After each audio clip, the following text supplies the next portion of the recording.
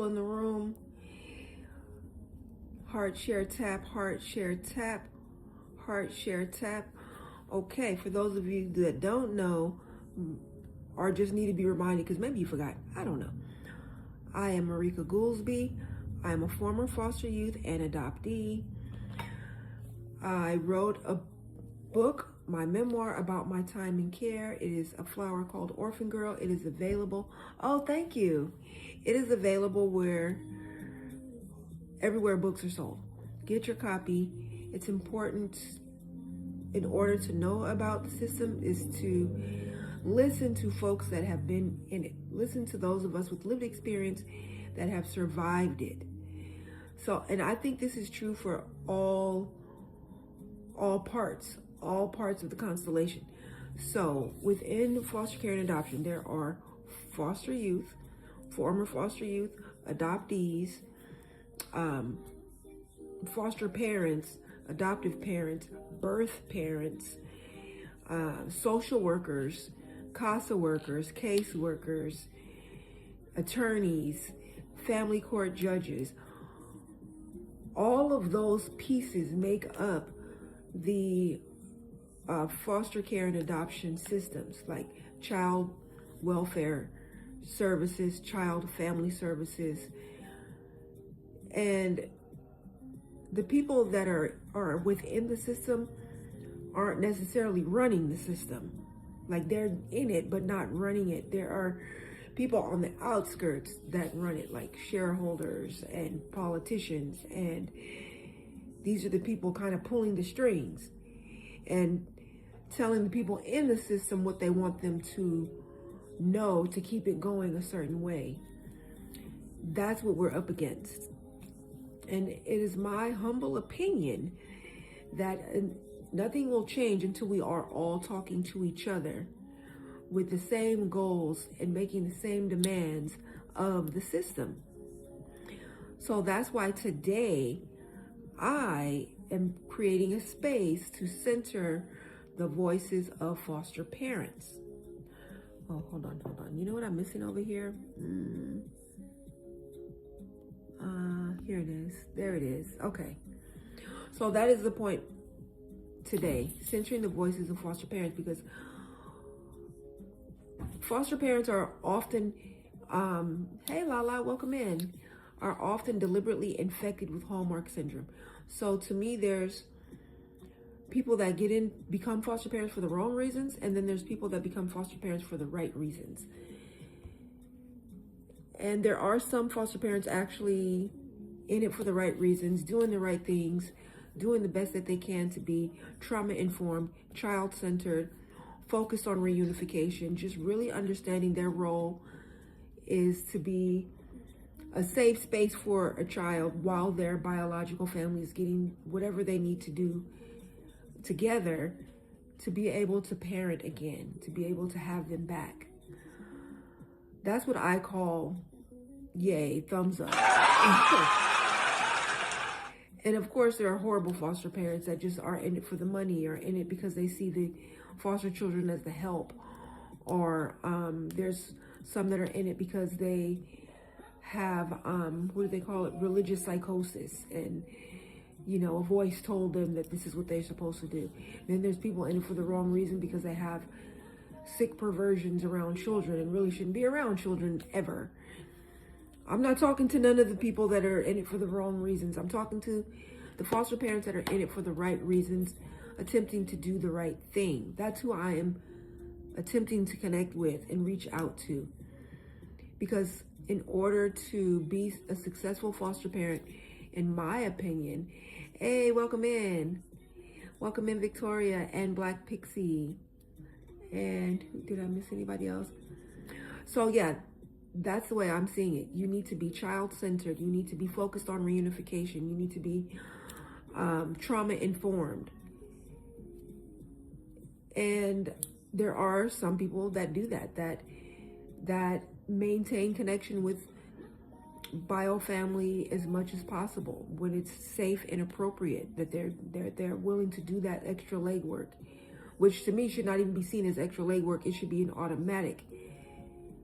You know, just because parents are unable to parent doesn't mean they should not have access. It should not be an automatic cut off, you're thrown out type of deal. Like throw it in the garbage. Like, unless, yeah, most cases, parents just need resources to be able to parent. But the point that I want to make today is that foster parents are supposed to be trauma informed, full disclosure about what's going on with the case, so they can help aid in the reunification process. And I've heard from too many foster parents that they didn't get any information. The kid just was dropped off with no chart, just a trash bag of a few clothing items. And they're like, okay, what now? And then, workers disappear on them for years, not years, I'm sorry, for months, for weeks. It feels like years. And it's not necessarily a setup for success. I've also heard from foster parents that say that they got their first placement and was very successful, and they were working with a wonderful social worker and everything was going great. And then it turned into a nightmare because they brought another one, and they're like, whoa, 3 is our limit. Like, oh, just take one more. Just take one more. Thank you for your daily heart me. I appreciate you. And it's like, when you have a good thing, don't wear it out. If you have a good thing, don't wear it out. Appreciate it and figure out how to replicate that with another foster parent. Thank you for becoming the title gifter of the donuts. I appreciate you. Yes, there are ways to support your live host, which is heart, share, tap. That's number 1. Give your daily heart me. Share this out. Tap that screen and participate in the live goal, the gift gallery. These are things that say I really enjoy this space, and sharing it out is huge because sharing is caring and word of mouth is powerful. So that's what we're talking about today, centering foster parent voices. I want to hear from foster parents. I want to know what has changed. I mean, I know a lot has changed since I was in care, but what has changed since you began your foster parent journey? Are you getting the support that you need? Are you being encouraged to communicate directly with bio family or not? Are you being encouraged not to? I know when I was in care, it was frowned upon. It was like, no, you need me as the middleman. You cannot talk to this person. I will tell you everything you need to know, and I will be the go-between as a social worker, which prevented foster parents from seeing this person as a human being that they can relate to and actually want to help. So that's what we're talking about today. I do love to have a panel discussion. If we have any folks that have given their daily heart me and are super fans, automatic to the panel. And if you have given your daily heart me and you are a foster parent, let me know, and we would love to pull you up onto the panel to hear how things are going for you. Are you still dealing with the effects of Hallmark syndrome? Or are you still having to find things out on your own? Or do you feel supported? Maybe you work with the agency. That's amazing, because I've heard that before, that you're getting all the training you need, and whenever there's a problem, you can just make a quick phone call and be like, look, this is what's going on, help me out, what do I do? And getting some training, some guidance to help, because it does take a village. And a child dealing with maternal separation trauma or just separation trauma needs a big, strong, healthy village, period.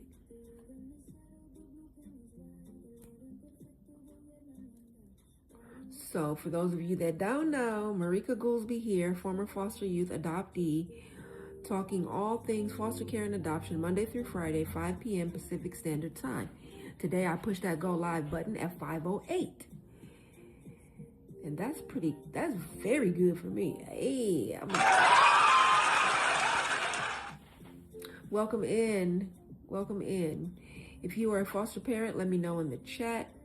If you are a foster parent, give your daily heart me and put a gold heart in the chat, because I would love to hear from you, because we are centering the voices of foster parents today. Hey, MILF Chamberlain, what's up? I hope your day is going great. Today we are centering the voices of foster parents. Like I said, everybody in the system is lied to. Period. Hasn't nobody been able to prove me wrong on that. And that needs to stop.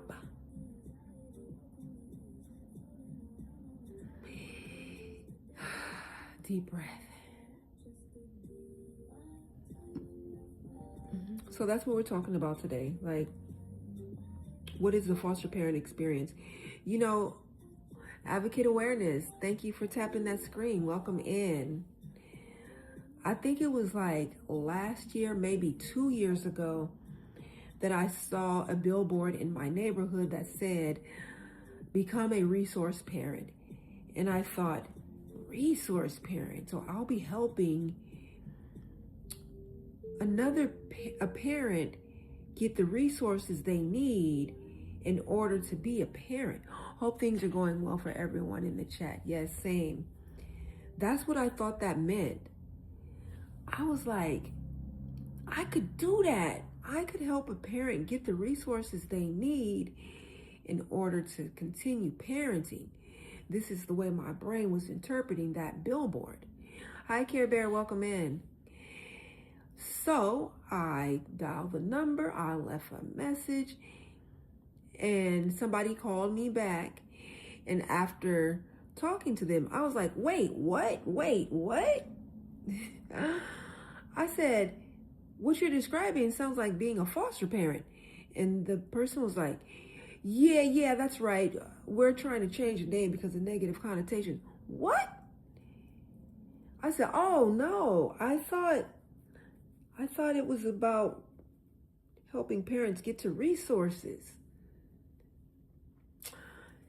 And that was so upsetting. And to me, that was like some major Hallmark syndrome propaganda type stuff, that we're not going to change the way things are set up. We're not going to change the way we operate. We're just going to change the name. I thought that was not cool. So every now and then I get an email, I get a telephone message like, you know, come to this information meeting because you could be a resource parent. But now that I know what they're talking about, I'm like, actually, I can't. And people have asked me, as a former foster youth and adoptee, would I ever be a foster parent? And I said, only if I could foster the kid and the parent. I'm not really interested in participating in separating the child and the parent, but if I can foster them together, I'd do that. I'd sign up for that. But the system is not set up that way currently.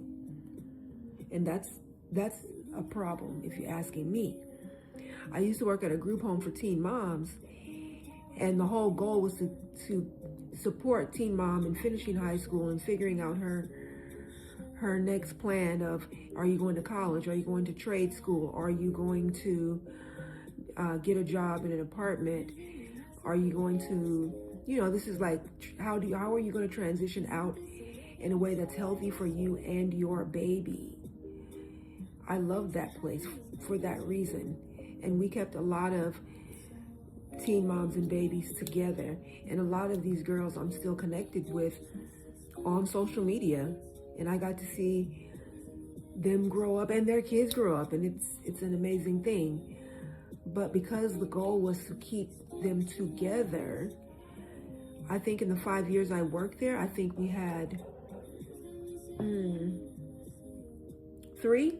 I want to say 3, not stay together because various reasons, but we had a high success rate as far as teen mom and baby staying together. and her learning the parenting skills she needed and how to get the support, how to stay connected to her therapist, how to keep a job, finish high school, go to college if that's what she wanted to do, go to trade school if that's what she wanted to do. Yeah. I want to say we had 3 that didn't end that way, and it was heartbreaking. So yeah, I would love to center foster parent voices. What was it like when you started? What made you want to become a foster parent? What was the process like for you getting started, becoming a foster parent? And how long have you been a foster parent? And what is the process like now, currently, today? A lot of people that I've talked to on this app, going live, have said, I am no longer. I started for this reason, and I'm no longer a foster parent for many different reasons. Lack of support, lack of training, didn't agree with the way things were being handled as far as cases being sabotaged, and yeah. So I think it's important to check in with everybody in the adoption foster care constellation, everybody involved, because the divide and conquer is real. Divide and conquer is real. You got social workers over here, you got adoptive parents here, you got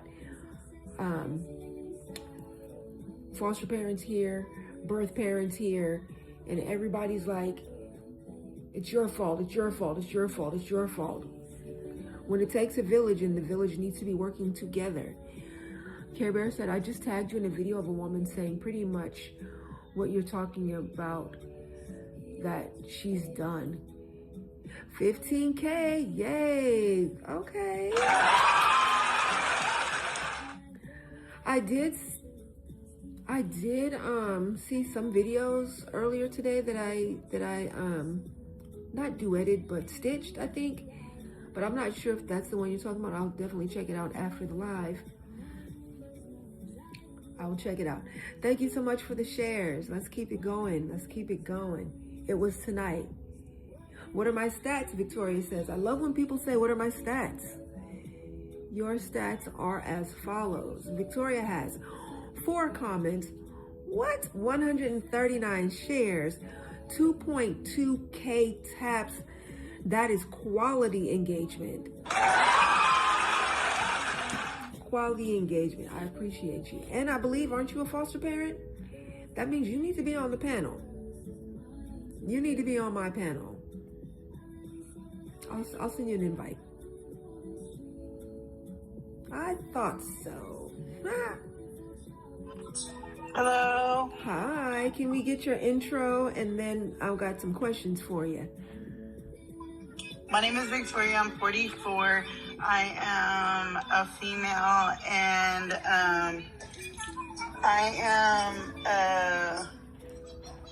I'm connected to the community.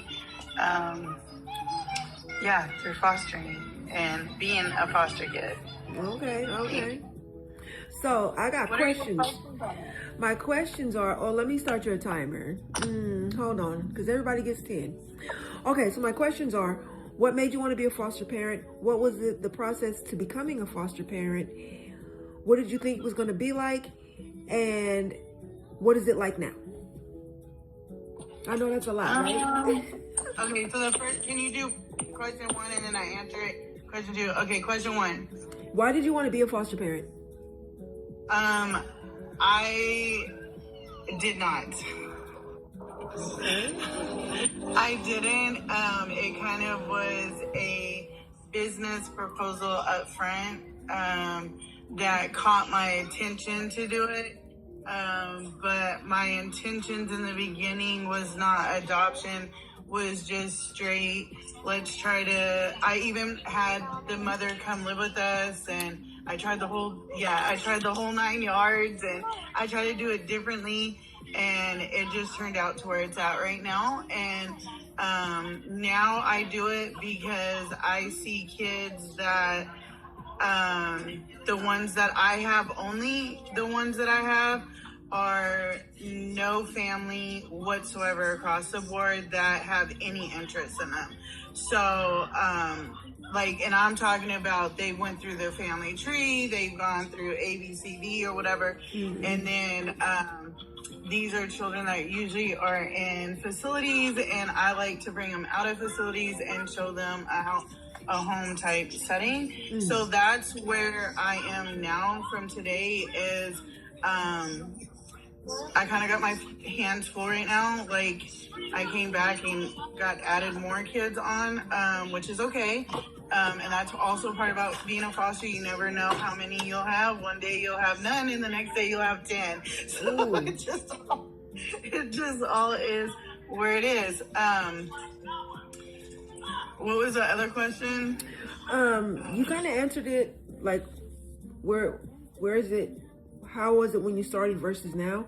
But now I want to know, like, have you always worked with the same social worker, or have you worked with, like, every kid has their own social worker, or what? I'm not through the government. You guys know that there's different agencies, and the government is like mainly for, I hate to say this, but for the lower income people. But there's also rich people, CPS, and private DCFS and CPS outside privately.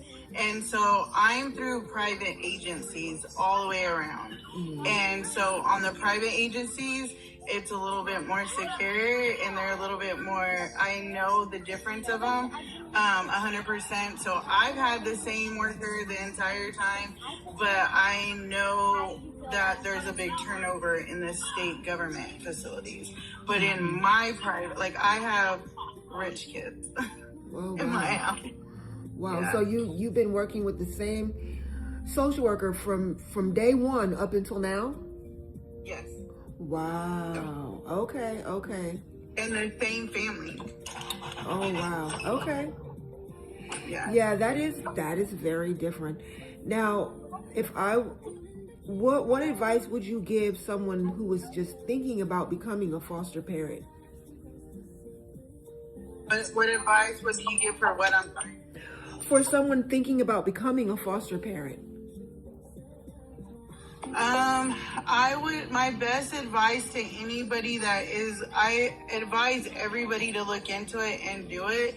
But my best advice is don't do it to fill a void. Do it to benefit the children 100%. So I see a lot in my field where, we've heard it in the super fans meeting also, is that I hear a lot of, it's more personal, and I'm trying to say this about her, anybody's feeling just in case they're on, like more personal and more like I don't know. I give everybody I don't know. I guess I'm different because I give everybody I literally, the moms the children that I have, they literally had to tell the children they didn't want to fuck with them for me not to fuck with them, if that makes sense. And then I can't continue a relationship or have them have a relationship with their kids. I can't hear you right now. Like, if their hearts and souls isn't into being a parent, you can't make someone be a parent either. Right. So a lot of my in my situations, like I said, it's usually because their mom and dad just literally signed the paperwork and gave up.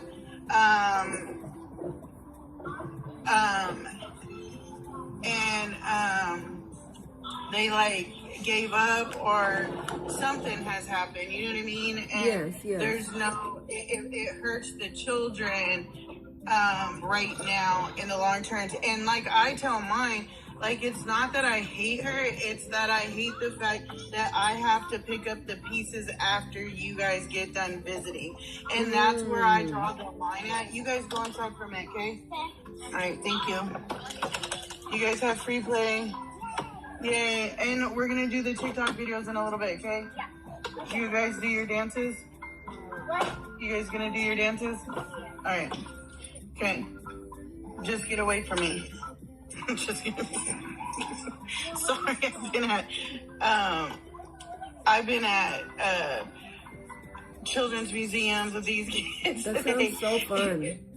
It's summer, so it's like you have to do something every day with these kids. That's right. That's right. Hey, And I'm not. And I just want people to know you do not have to be rich to do anything. If you're on EBT Snap, they do go to EBT Snap discounts, and you can get into anywhere these rich people are going for the least amount. For instance, my all museum passes, and those are excellent for children. They're excellent for their motors, their socials. It gets them like today we learned boundaries while we went there. Even I learned it. So like when I go to these things, I'm like, okay, what lesson today are we gonna go and put into action? Because Marika, you taught me about putting into action. So like I'm all about that now. So I'm like, what are we gonna do to put this into action?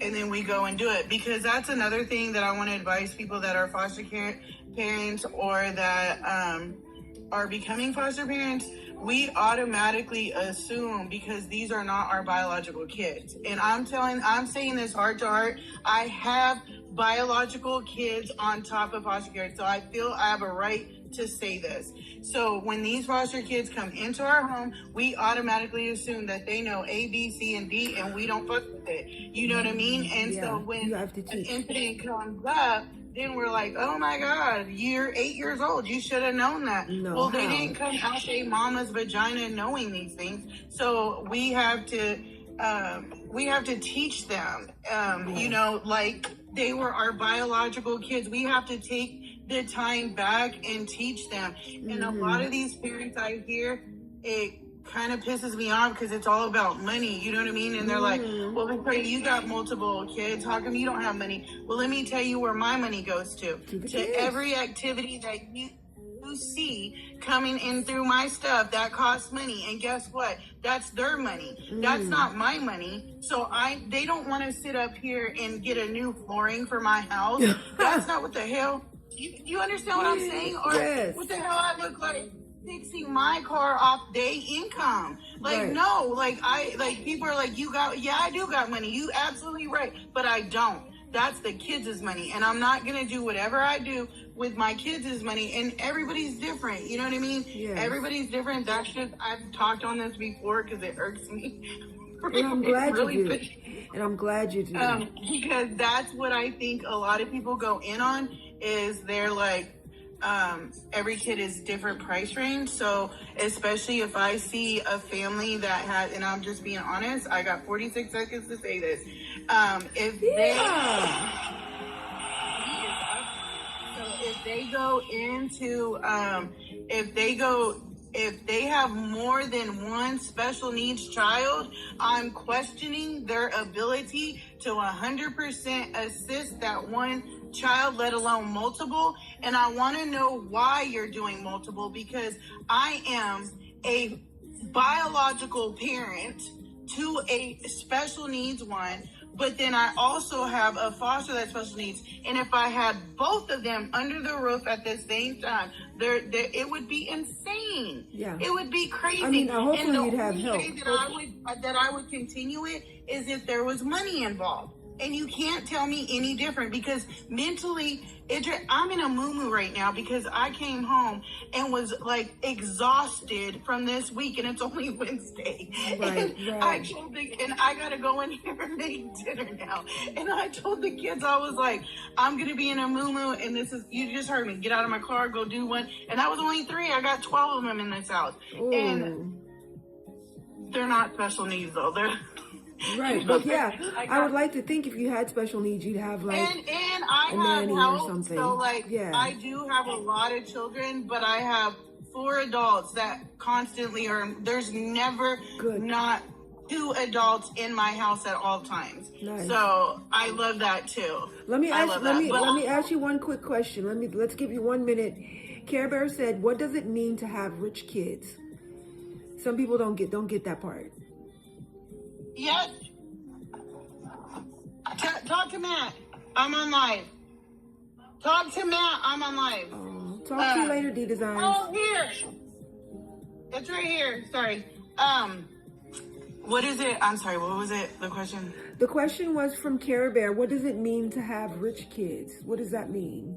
So, like, if, like the agency, like if you look up the different agencies, there's more than one CPS agency. Like there's some that are government, like my son is in the government program of CPS.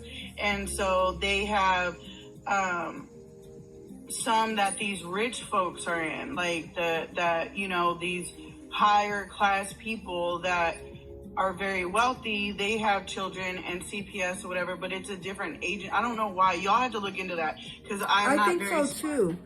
I'm not very smart when it comes to it, but it's just like the best way I can describe it is because this is how it was described to me when I first was questioning it all, because I didn't know that there was all these different agencies either. And so when I was like, I have a son in CPS in California, will that affect my parenting here? And they said no, because it's the different agencies and the different programs. So the way that they described it to me was like, if my mind just went blank, I'm sorry. That's okay. Take your time. I appreciate you. Like if you're CNA, if you're a CNA and you have family that are in a private facility because they can't be taken care of outside of there or whatever, if the lower income people go into like this senior citizens, like almost like state facility, and it's not as nice. Yeah, it's way different. But if you go to like these higher class private agencies that are doing it, you'll go and they're senior livings. I swear on my life, they're like resorts. Yeah. You know what I mean? And it's the same shit. It's just different income levels. So it's the same with children and elderly. It's the same thing. Got it. And that's what it means when I say poor to rich or whatever. Okay. And I need everybody to know that I come from a very rich bloodline. I think I've talked about this. Very rich bloodline. And then my foster family is very rich. I choose to be the way that I am because I hate money. As much I like money because it makes you have all these nice things, but I wish you can have all of this without money because the world would be a better place. Mm-hmm. Like, I got robbed in 2021, and that's when my whole, like, before 2021, like, if you look at my pictures before 2021, I always had earrings, makeup, all these jewelry, all it, like, my nails were done every 2 weeks. I had everything, and something just got to me because, like, in that trial of those people, it was like their main reason to rob me was the materialistic crap I had in my house. Mm-hmm. And so that did something to me. And that did something to me, and I don't like money after that. Like, I just make enough to live and enough to get these kids what they need to get, and I leave it up to God on the rest. Got it. Well, thank you so much for chiming in. I just wanted to say this as a final statement. Like, I think money is not the root of all evil, but greed is. I think money is just currency, it's energy, it's exchanged, it's to take care of ourselves and each other. But when people get greedy and feel like they need, and they have a God complex, and they feel like they need way more than they need, that is when it gets evil. I don't think money in itself is evil. Greed is evil. But it's not, I agree with that too. And then it's not only greed, but it's like everybody, even in your circle of family, I don't know about you guys, but in my circle of family, I catch it and I'll be like, we don't do that in this house. And whatever you do outside of 4, I don't care. But at 4, we don't do that shit here. And it's competition. And it's like one will get a good job and it'll be like, oh, I can get all these things. And instead of like helping get like I help a lot of people out, right? And so, like, you would think once they became financially whatever and Yeah, up, they you give could turn back. around and be Hmm. like, thank you so much. But that's not what happens to me. What happens to me is my house is a stepping stone, and then they leave, and then, like, it's kind of like they're in this other bracket, and I'm not in their same bracket anymore, and then we're just this faded memory, you know what I mean? And Yeah. that's not even what America is about. If you're from America, we're united we stand, divided we That's fall. what they say. That's what they say. They say But that, yeah. but if you think about that and you go by that, for instance, you wrote a book, right? And you have all of this book experiences about publishing a book. You're very talented. You got you're very artistic and stuff. If you took that and got other people to do the same thing that you did to do it, remember, do you see how much our world would be? But instead, it's like, oh my God, Marika did Orphan Girl on her family. Let me do this one. Let me see if I can top that. Let me do this and that, you know. But to you, you're like, I hope I do. But in a way, do we really want to do that? Or do we want to stand side by side and let's do this shit together? Because you mentored that to that person. Yeah, for me, it's both. Where they're at. I mean, for that's me, just how I think. Yeah. That's why I don't got no friends. All right. Well, thank you so much, Victoria. I appreciate you big time. I love you guys. Bye-bye. Bye. All right. That was super fan Victoria. Hey, MILF Chamberlain. Welcome in. If I didn't say that earlier, I thought I did. Hi, Hills Me. I think I said that right. I might have said it wrong. We are centering the voices of foster parents today. It's very important. I'm talking about people that got into foster parenting for the right reasons, not what I believe are the wrong reasons.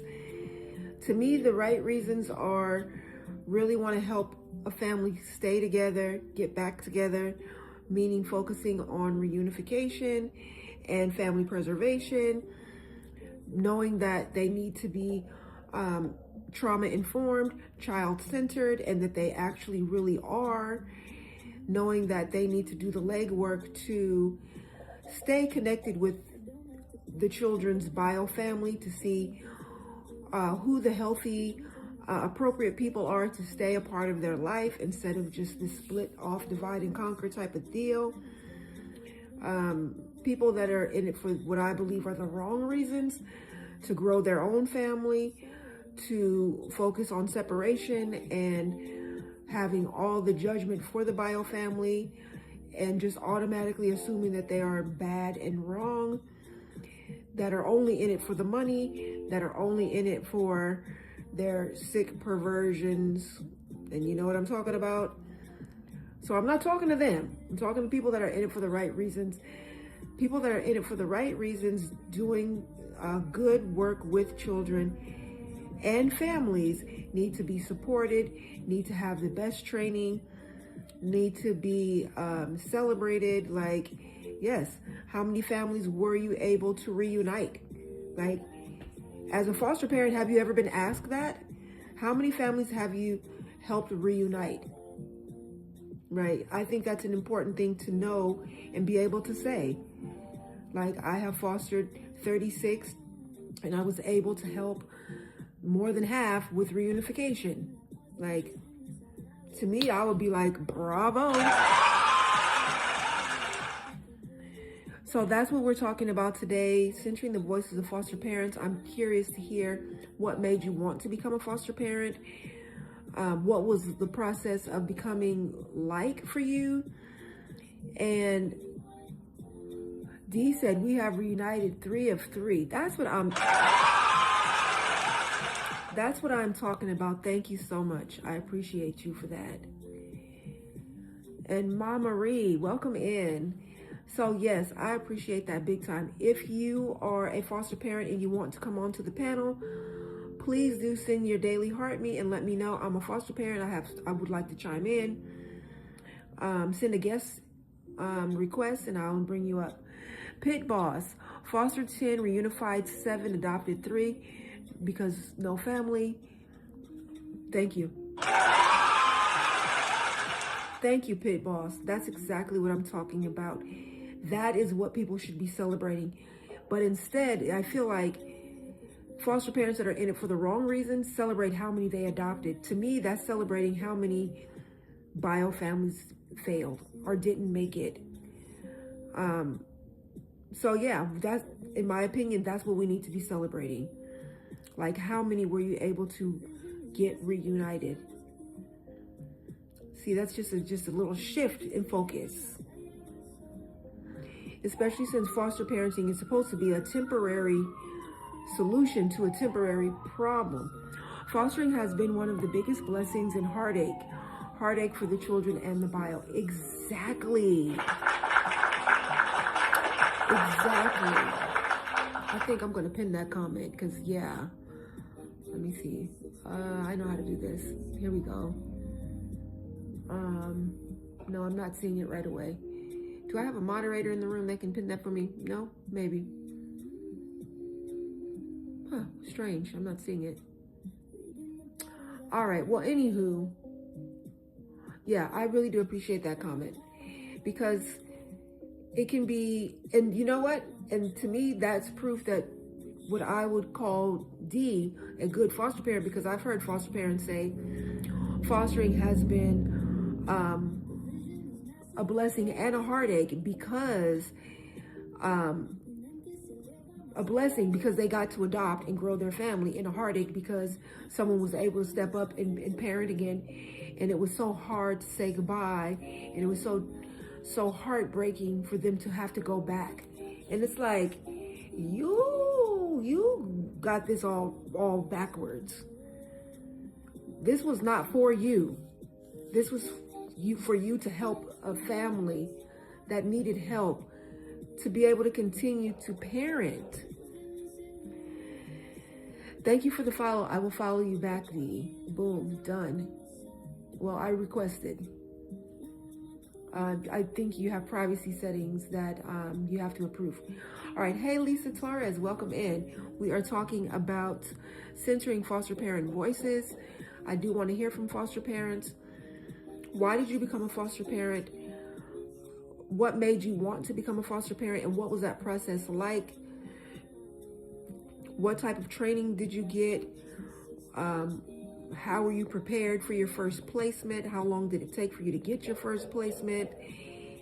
And were you told that your role was to be a safe place for children while their biological family gets it together? Or were you told, be prepared to adopt because most likely they're never going to get it together? I think if you go into it with that mindset, you're already setting yourself up to be helping sabotage the bio family. You're already involved in a way that is like kind of steering the case in a certain direction instead of being like, we're here to help. Some comments were filtered. Let me see what comments. Let me see. It's telling me tap to either approve or not. I don't see them though. If you don't see your comment, maybe it got filtered, and if it did, please try to reword it in a way that maybe it doesn't get filtered. It's strange. It's telling me tap comments to see which one got filtered, but I'm not seeing it. All right. Way of the Mop, welcome in. We are talking, hopefully, to foster parents because I'm centering the voices of foster parents. My name is Marika Goolsby. I'm a former foster youth and adoptee. I talk all things foster care and adoption Monday through Friday, 5 p.m. Pacific Standard Time, because the system is not working the way I believe it needs to work. Hi, Joycey. I think I said that right. I could be wrong. So if you are here and you are enjoying this conversation, or I assume if you're still here, you're enjoying the conversation. But either way, give your daily heart knee, become a part of the fan club, and set your notifications so you know when I'm live and when I post a video. already know it's going to be about foster care and adoption, because that is what I talk about here every single day. Way of the Mop said, I became a foster parent because I felt I had so much love to give. The system broke me and I lost. Oh, wow. Yeah, I would love to hear more about that. Give Your Daily Heart Me, My Faith in Humanity. Wow. So you got to see the really ugly underbelly of the system. It sounds like it can do that to you, for real. For real. Because there's so many people in it for the wrong reasons. And, when I read something like, I felt I had so much love to give and the system broke me, it makes me think that you were sold a dream, that you weren't told all of the details about it, that you weren't told that you're going to be a grief counselor, because children will be grieving their families. Children will be acting out because they're holding a lot of pain from the separation, or a lot of pain from knowing that the separation was best, and anger that, their family couldn't get it together so they could not be separated, right? So it takes so much more than just love to give. And a lot of would-be foster parents aren't told that. They're just actually kind of encouraged to believe, love fixes all things. And in some ways that's true, because if you really love, you'll do the research and see, no matter what, kids always want their parents. Right. That is right. They want their parents to do better, but they still want their parents at the end of the day. So yeah. Oh, we got a puzzle. Hold on. So yeah, I feel like there's this thing called Hallmark syndrome, where people that want to be foster parents are told, oh, you're doing the Lord's work, you're saving these children from horrible families that don't want them, and they're going to be so grateful to you and so happy to be in your home. And without talking about what it means to be trauma informed, what it means to deal with a grieving child, what it means to deal with a traumatized child, without having the proper tools. It's just like, oh, just love them. And it's like, there's so much more to it than, oh, you have a lot of love to give, so yeah, you should be a foster parent. And that is a huge disservice to the foster parents and the child and the bio parents. Everybody involved, really. Hi, Raven, welcome in. So today we are centering the voices of foster parents. If you are a foster parent, Give Your Daily Heart Me, send a guest request. I would love to have you on the panel to hear from you and hear what your experiences have been. Raven, welcome in. We are centering the voices of foster parents. My name is Marika Goolsby. I'm a former foster youth and adoptee. And I'm here Monday through Friday at 5 p.m. Pacific Standard Time, talking all things foster care and adoption. This year, I published my memoir about my time in care, A Flower Called Orphan Girl. It is available on my TikTok shop and everywhere else books are sold. If you have any questions about it, feel free to ask. Literally, I'm an open book, literally at this point. And it's taken me this long to be able to even talk about it, much less write about it. It's taken 50 years for me to get strong enough, to have enough healing to talk about it. And now I'm like, what are we gonna do about it? And I ain't even gonna lie, like yesterday when I was looking through videos talking about foster care reform and realizing, like, we have been yelling about this for years.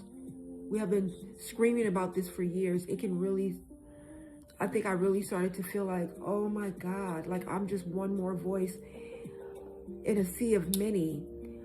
Like, what is it gonna take? What is it gonna take for there to be enough people involved to really make a difference? Like, I'm a strong believer in power in numbers.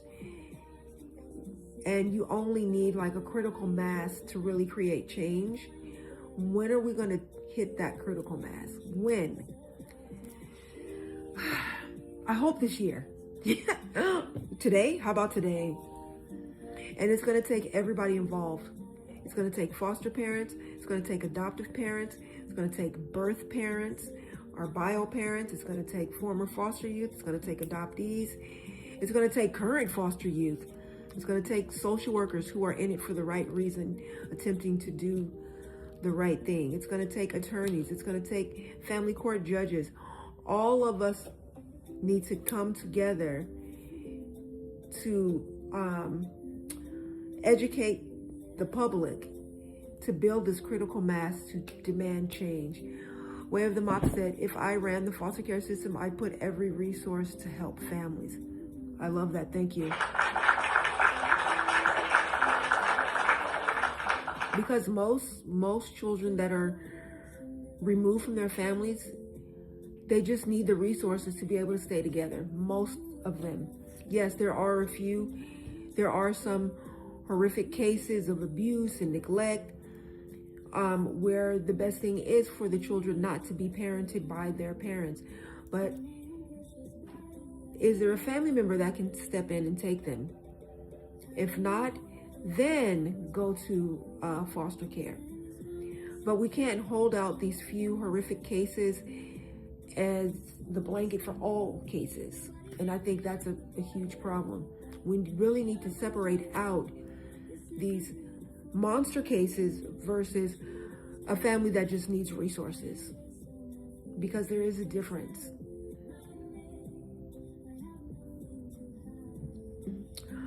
So thank you for everybody who is doing all things as far as tapping the screen, because tapping is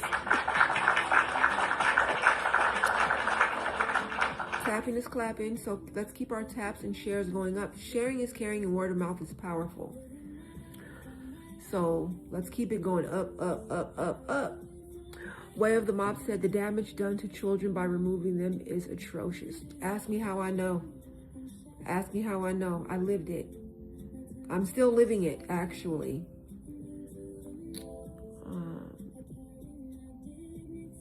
Yeah, I'm still living it. It is a lifelong damage. It is lifelong. You learn to live with it. You get some healing under your belt. I think I'm in your room for a reason. I hope so too. Yeah. We are talking, I'm attempting to center the voices of foster parents. I'm on a journey. Yes, we all are. Are you a foster parent? RFL Wellness Foundation. Are you a foster parent, or are you? Tell me a little bit. Let me look at your profile, actually. Let's see.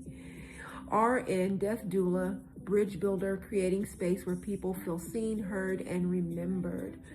Oh, that's beautiful. I had once considered being a death doula years ago. And I was supposed to do volunteer work with hospice, but it just never lined up, and it just didn't work out. But yeah, today we're talking centering the voices of foster parents. Why did you want to become a foster parent? Why did you become a foster parent? What was the process like? How long have you been a foster parent? Are you getting the training and support you need to be successful? Was it explained to you that you are a temporary solution while biological families get it together so they can be able to parent? Was it explained to you that you are a grief counselor, because children are often grieving the loss of their original family? Children are often grieving the fact that they've had multiple placements.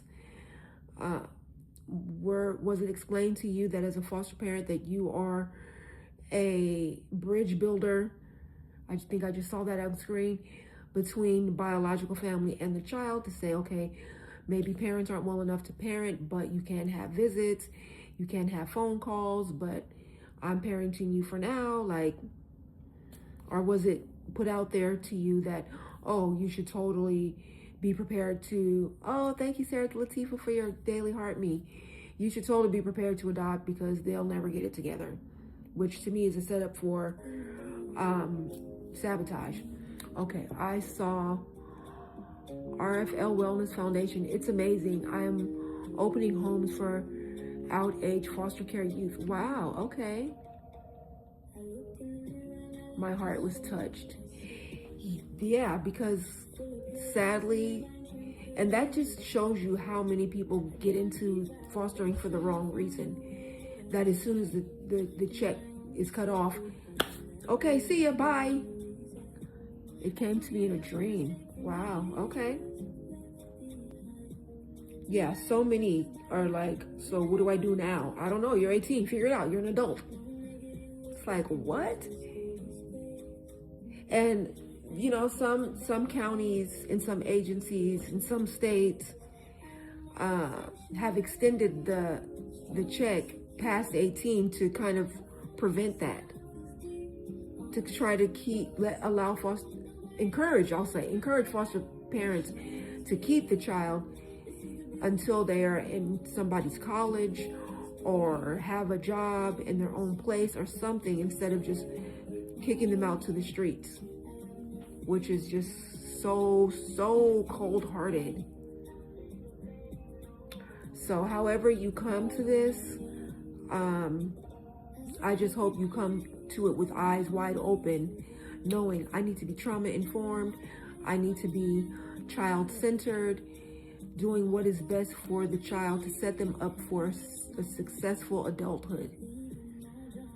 And people that get into it for the check are not even worried about what kind of future this kid is going to have. I know that was definitely true in my situation. They were very much concerned with the check coming in and getting as much money out of it as they could. Not even worried about what's going to happen when I am an adult and trying to make it on my own and trying to get into college, and none of that. Mrs. Dubla, welcome in. So I do like to have a panel discussion. If you are a foster parent, give your daily heartbeat and send a guest request, and I will invite you onto the panel because I would love to hear from you. So for those of you that don't know, if you're interested and have any questions, I did write a memoir about my time in care. It is available in my TikTok shop and everywhere else books are sold. Sarah Letitia said, so many of the kids aren't mature enough to be on their own at 18. I very much want to breach. Yes. I don't think there's a handful of kids probably that are mature enough to be on their own at 18.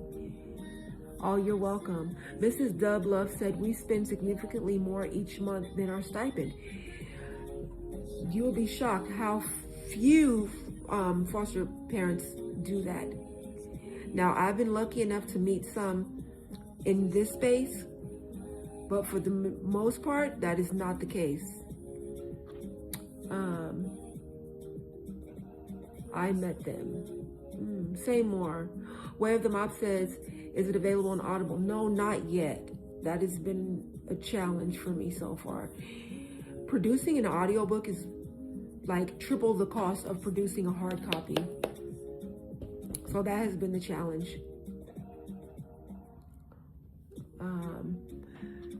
This is easy to do. I live in California. Huh. Okay, these are the comments that got. Children's lives maybe live at home together with help of available right there. That's where they go wrong. I'm sad to see kids go, but I cheer on that family. I love that. Oh my God. I just approve all those comments.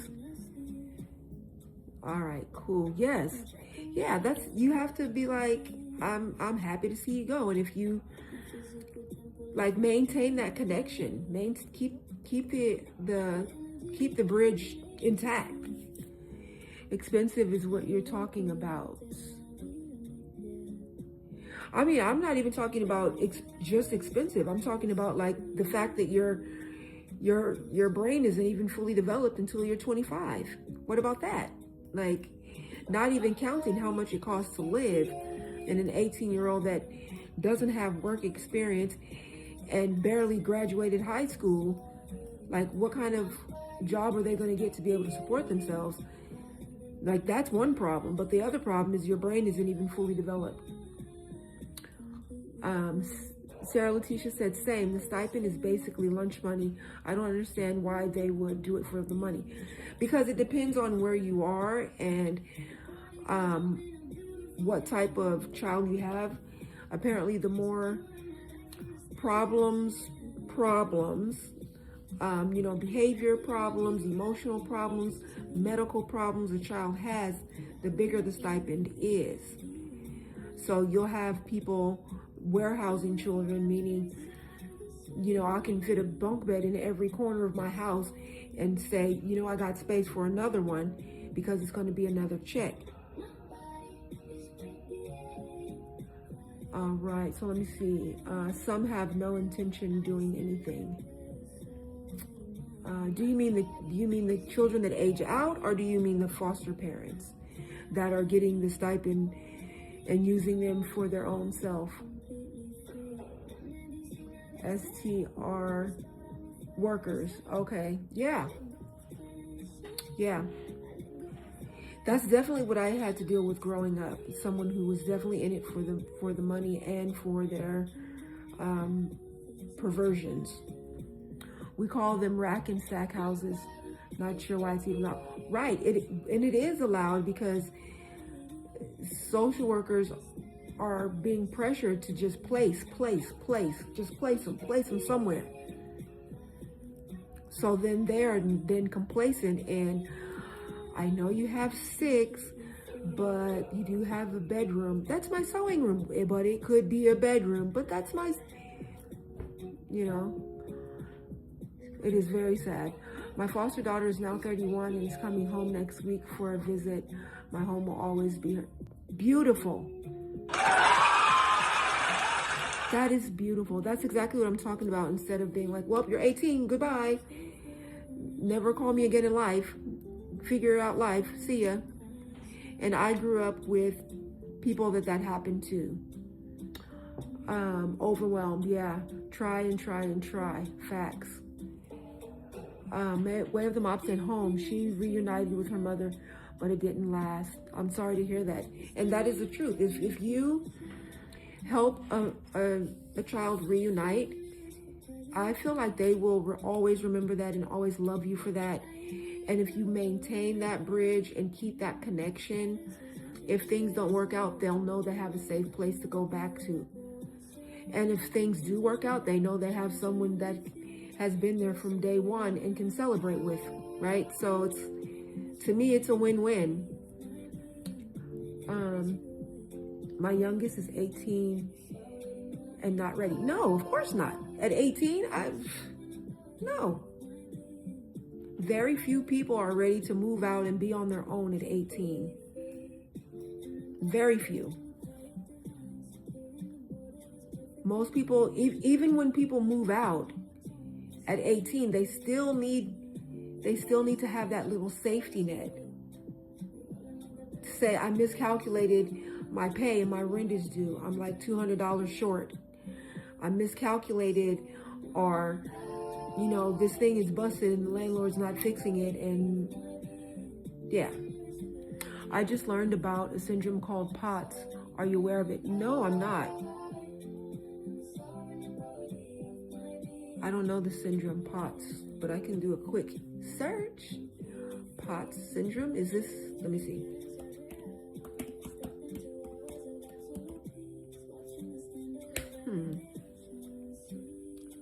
Postural, disorder of autonomic nervous system. Okay, so I imagine someone, a former foster youth, could have this because of our nervous systems being attacked repeatedly. While there is no cure, symptoms can often be managed with diet and lifestyle adjustments. I imagine a little yoga and exercise would help too. But no, I wasn't aware of it. But so thank you, Cujo. I think I said that right. So yeah, I think it's important to center foster parent voices, because How would you change the system? Oh my gosh, so many things. So many things. I was speaking to some ex-foster kids who are adults now who were telling me about it. Okay. How would I change the system? First of all, I think the system needs to, first and foremost, focus on family preservation. What is needed for this family to stay together? What is needed? Ray said, I've been a foster mom for just over a year. I was her daycare teacher since she was 6 weeks. Oh, wow. So I think focusing on family preservation, focusing on family reunification, and separating out these horrible monster cases from cases that just need a little extra support would be a start. The foster kid I adopted has it. I could never explain it. The syndrome describes it perfectly. Okay. I imagine a lot do. I probably had it and didn't know. I don't know. I was amazed what they expect these young adults to do. Right. Go out, get a job, get your own place, establish a bank account. You're an adult now. You're 18. Just turning 18 doesn't automatically, unless you started teaching those things basically at 14 when they entered high school and got them for real ready. No. And if someone is in it just for the check, they're not teaching these people nothing. They're not teaching nothing. They're just getting the check and saying like, go to your room, get out of my face. That's what I heard a lot of times. Go to your room, get out of my face. But that would not make sense, EM said. Wellness Foundation said, I had to try to do something and then smile. Right. Do agencies offer classes to older foster youth? There are more and more agencies popping up that are attempting to help children aging out of the system and provide resources, and even state CPS has programs in place that are supposed to help children aging out of the foster care system. The sad truth of that is that a lot of them don't even know about them because the social worker was supposed to send the paperwork to the foster parent who was supposed to go over it with the kid. Like, people dropping the ball left and right. And now the kid is like 21 and it's too late. Like, I've heard that too many times. Too many times. Let me see what else. A life skills class would be really helpful. Yeah, some do. Some do have that. But there's waiting lists. There's people dropping on the ball on getting the paperwork. People dropping on the ball about even letting the information be known. And then there's some children that are so traumatized and dealing with just survival to even participate. I think they make it hard for the kids. That's exactly what I'm talking about. It's not easily accessible as you would think because of someone dropping the ball on filling some forms out or having the conversation with the kiddo or just making sure that the kid is emotionally stable enough or mentally stable enough or even just ready to receive it.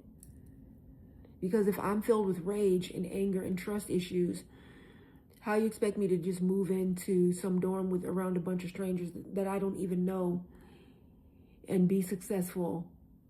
Like, yeah.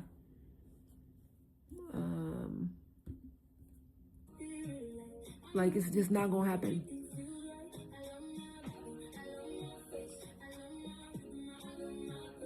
So yeah, I'm here Monday through Friday, 5 p.m. Pacific Standard Time, talking all things foster care and adoption. Do check out my videos, do support them, watch them all the way through, repost them, share them, comment 5 words or more. These are ways you support your live host. Any live host that you like. Sarah Letitia said, it shouldn't be the responsibility of the kids to enroll in these services. Right, that's what I was talking about as far as social workers that drop the ball, foster parents that drop the ball, and don't even ask about it, right? It's just, Just not concerned. He's just focused on, so where you going to go? You know, your 18th birthday's coming up. I hope you got somewhere to go. Your 18th birthday is coming up. Ray said, the more systems I see, foster care, daycare, ABA therapy, clinics, etc., I don't think any of them work well. Really? I used to be an ABA skills trainer. It was honestly the worst job I have ever had. Not because of the kids, not because of the actual work itself, but because the way this agency was set up. As a skills trainer, I wasn't allowed to change their programs. It was like, these are the lessons the kid is working on, run these drills. And I was driving around, going house to house, running these drills that were so old and outdated. The kids were acting out because they were bored, because they had already mastered that. And I called my supervisor and I said, you know, we're working on this kid identifying like policeman, fireman, nurse, doctor, or whatever. And I'm looking through his binder and it looks like he's mastered this 3 years ago. Why am I still running these drills? Well, we haven't been able to update his folder because the person that we need to hire to update it hasn't been hired yet. In 3 years? And you're gonna keep telling me just run the same drills over and over? The kid is bored out of his mind. He's done it already. He's mastered it. No, not at all. I am an RBT RN. Please say, what is RBT? So yeah, I ended up being like, I can't work here no more, because it was that on top of then they messed up my paycheck too. I can't do it. I can't do it. Well, that and being attacked and almost getting a broken neck by a burned out 11-year-old. So it's like, you're putting my safety at risk. Registered behavioral technician.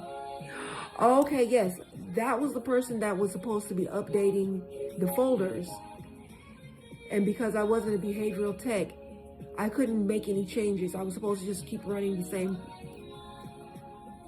And what ended up happening was I was working with this 11-year-old who had already mastered the whole binder. And we had a drill. I would come to their house. We would go over the drill. We would be done. I would call the nanny because the mother and father were at work. It was always the nanny that was there. And she would call him down for his snack. And while he was having snack, I would be updating the folder with how the session went and, you know, acting out, bored, whatever his behaviors were, right? But this one particular day, you know, we did the session as usual. He did his usual. Everything was the same as always. And I called the nanny and said, okay, we're done. She called him and he got up to leave, which like he always did. And I went to my notes like I always did.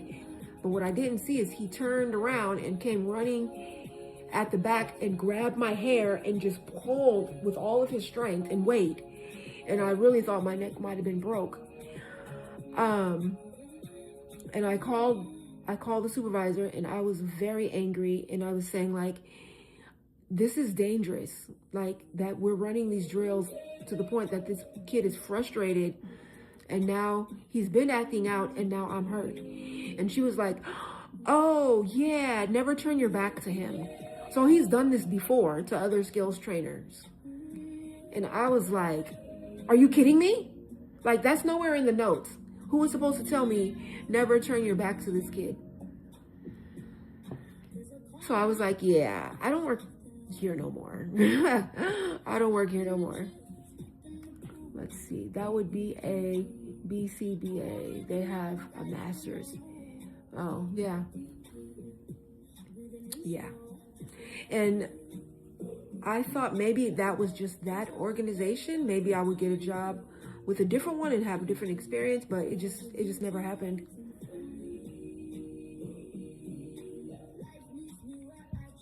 All right, So this live has been live. All right. So let me tell y'all the stats of the room. We have 41K taps, 424 shares. We have been live an hour and 22 minutes, a total of 93 views, 2 new followers, 7 gifters. This live has made a total of 86 cents. And we have been having a rich and lively discussion about centering foster parent voices. And I think it's important to do because foster parents are on the front line. The ones that are doing it for the right reasons need to be supported. They need to have the proper training. They need to have outlets to scream into a pillow when things are challenging, because it's not easy. And they need to be very clear on what their role is as a foster parent. So, and I think it's going to take all of us in the foster care and adoption constellation to change the system for the better. It's going to take all of us. The divide and conquer is working too well right now in the system. Foster parents over here mad at birth parents over here mad at foster parents, adoptive parents over here mad at birth parents, and vice versa. Social workers over here mad at everybody. Judges over here mad at everybody. Like, everybody's pointing the finger. It's your fault, it's your fault, it's your fault. You need to do this. You're not doing your job. Instead of coming together, because it takes a village. It takes a village, and we all need to be on the same page, period. We all need to be on the same page to be helping kids, period. All right.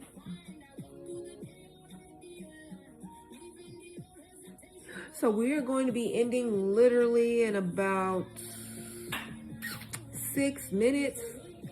Oh, someone's requesting? Who's requesting? Sarah Letitia. Hey. Let me check your stats. Thank you for your daily heart, me. And okay. Oh, perfect. 0 shares, but you have 2K taps.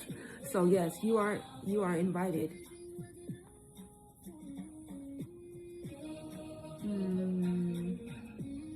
Oh, no. Em. Hi, Em. Do you want to chime in? Hi. Yeah, I was like, I hope you don't think I'm Sarah Latifah. I did think the invite, the guest request was from her, and then I looked at it again. But let's get your intro, and then I'll start your timer. Yeah. I'm 50. Woo! I'm 50. Woo! I You was about to say 49. No, I don't have to say 49 anymore. Woo, woo. Woo, woo. I'm gonna use those.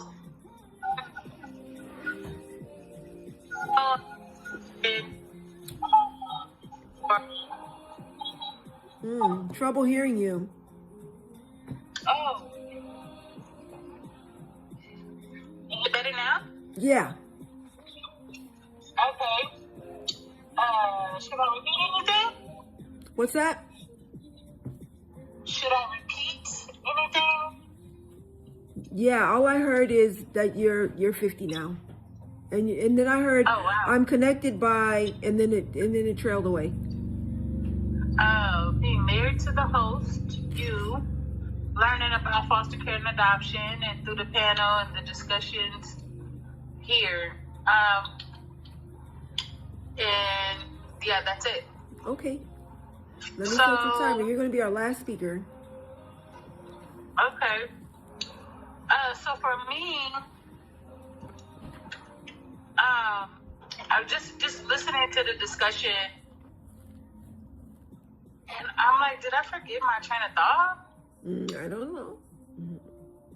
Oh, Lord. Take your time. It'll come back.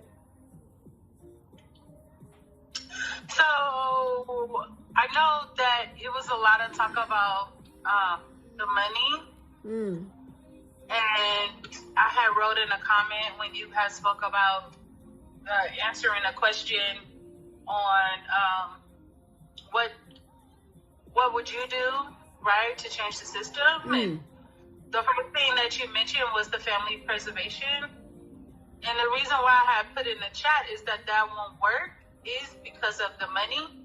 Right. And I know that you spoke of like money's not actually the problem, it's the greed of it. Right. And the system, the whole constellation, as you say, it's embedded in there. And so if it's private, if it's government, if it's a system. And for the system to keep running, for the machine to keep running, it needs that money, and it actually needs that greed. And I know with research, like, family preservation is the least, and they would not make any money, they would not make any profit. And so it's everything I feel is like a hamster wheel, like it's gonna keep going until it like breaks. And I know that topics previously we talked about, should the system be redone, shut down, done over again, and we have to really think of all of that.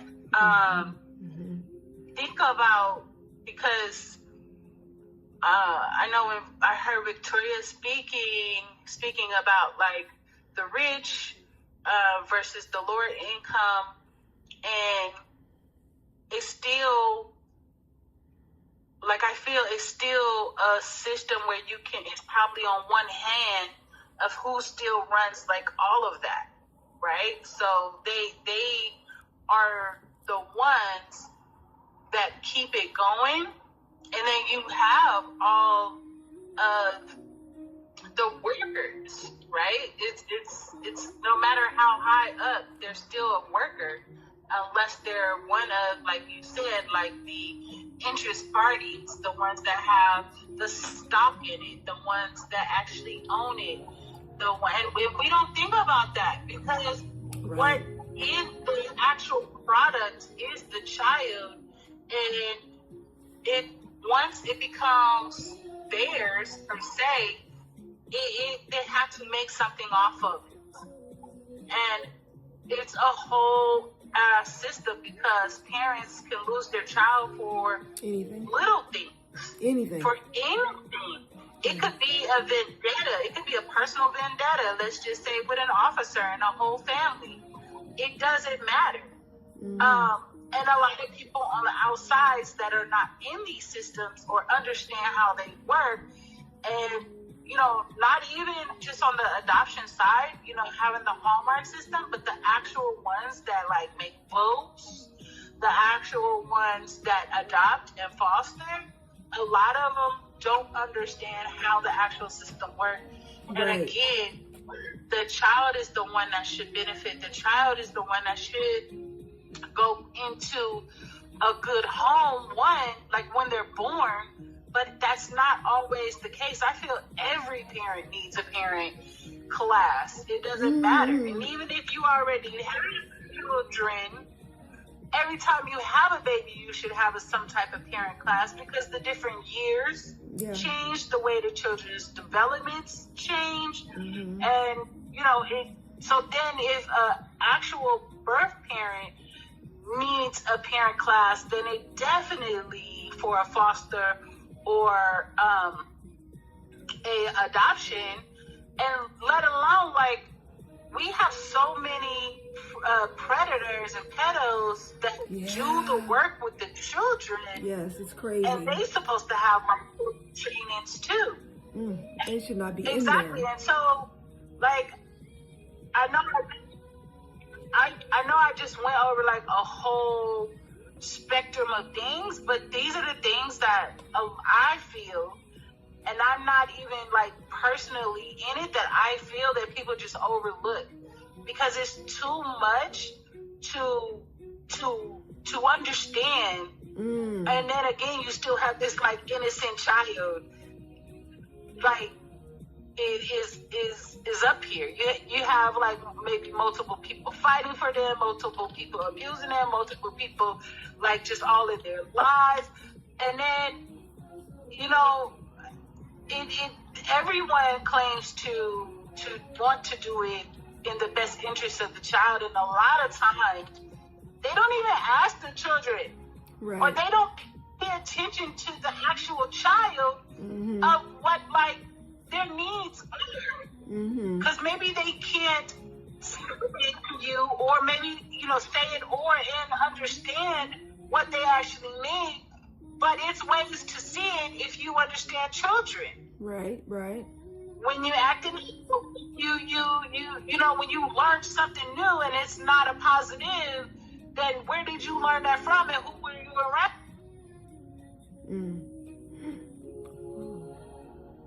Hold on. I don't know why my Khalees Rogers is going viral for computer shit. literally just shut down like this. Oh my gosh. Oh my gosh. I can't believe this. Hopefully it's gonna be like resume. Yes. Oh shoot. Yeah, all the stuff. So I don't know all what you heard. I know it was good. It was. I missed probably your last 3 sentences. I don't know why my screen just shut down. Yeah, I'm not sure why. I hope a lot caught it. Yes, I caught most of it, I believe. But yeah. No, I'm saying the recorded live. I know, but I just wish there would be a way that we could make family preservation reunification profitable. Right. How do we make that profitable? And then people would be all about that. But maybe that's not even a good way to look at it, Well, I mean, I feel that it could be profitable. Anytime that like a training or help, right, is needed, they could change that into, because every time it's a class or a training through, let's just say, the government or something like that, they get paid, let's just say, from the federal government or taxpayer dollars. So I feel that could be the same. It's just another thing too, is that if it's family preservation, then they hopefully won't become in the rotation.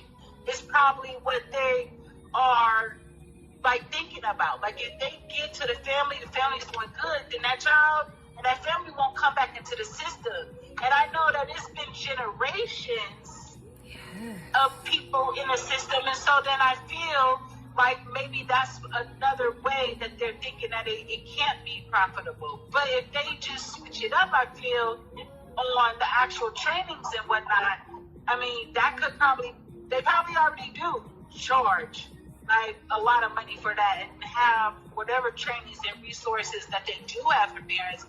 But yeah, that's what I'm thinking about when you say that, is that really anything can turn profitable. It's just that them looking into the future and being like that this child and this family won't come back.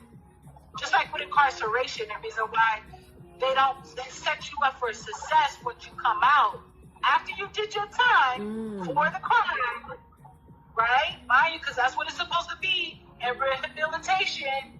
But that means that if you're fixed, you won't come back, and we have to keep them filled. Right, keep the beds filled. Yeah. Yes.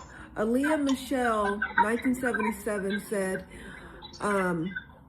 it requires a culture that values human life, which we lack in corporate capitalist America. Agreed. Yeah, because everybody is just a part of the machine, just a cog in the machine to line the pockets of the capitalists in the 1%. So that's a whole nother life. Yeah. That's a whole nother life. I agree also, and I just wanted to thank you for this time and for the topics. And like always, I just wish more people would come and join this space so they can contribute more, so people can learn from their experiences and do what you think you thought about when you wrote your book about inspiring others and preventing and then educated. That's it. Yes. That's it. That's All it. right. Ah, All right. Thank you. Love Thank you so much. Love you. See you All later. See you later. All right. So yeah, we are coming to the end of this live. We have been live, let's see, an hour and 37 minutes. Awesome. So at the end of the lives, I do like to play our exit song. I haven't played it in a while. This is a song that I used to sing with my bio mom, my older brother, my older sister at the end of our supervised visits. I play it here because this is a supervised visit. If we like it or not, we are being supervised by the app. We're being supervised by trolls. Thank God I don't put up with many trolls. We're being supervised by people trying to decide if they want to join our little community of wildflowers, busting through concrete to change the system. So the song is called We Are Family by Sister Sledge. If you can imagine my small little self singing this song with my mom and older brother and older sister, that is the way that went down.